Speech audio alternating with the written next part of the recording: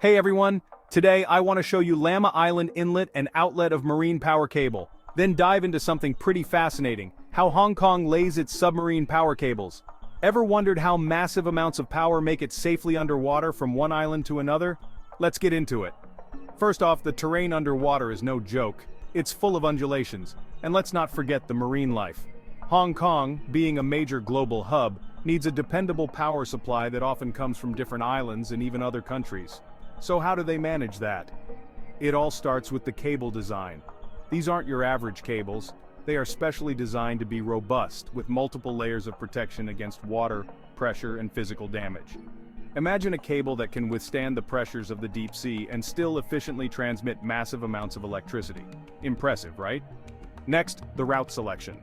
Engineers use detailed seabed maps and sometimes even conduct new surveys to choose a path that avoids natural hazards like underwater volcanoes or areas with a lot of ship traffic. Precision here is key.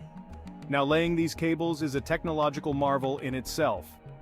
Specialized ships called cable layers are equipped with dynamic positioning systems to stay stable over the precise location without anchoring. This is crucial because anchoring could potentially damage the seabed or the cable. Once the path is set, the actual laying process begins.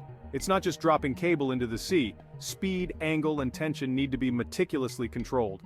Engineers monitor these parameters in real time from the ship, adjusting as needed to ensure the cable lays flat on the seabed. After the cable is laid, it's not over yet. ROVs, or remotely operated vehicles, are sent down to inspect the cable. They make sure it's properly positioned and check for any signs of damage or stress. Any issues can be fixed immediately, rather than leaving potential problems undetected. Finally, the testing phase. Before going fully operational, extensive electrical tests are conducted to ensure everything is working perfectly. Only then is the system deemed ready to power up. So, there you have it. That's a brief look into the complex world of laying submarine power cables in Hong Kong. It's a perfect blend of engineering, technology, and careful planning. Thanks for tuning in, and I hope you found that as enlightening as I did.